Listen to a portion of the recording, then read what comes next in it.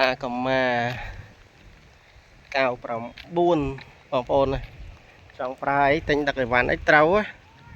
បាទ5800សចាស្ទើរទឹកឆ្នាំតិចតួច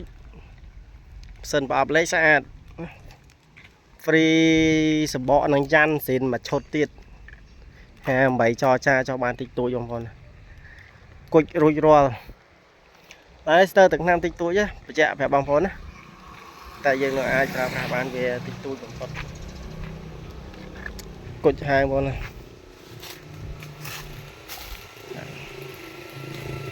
សបកវា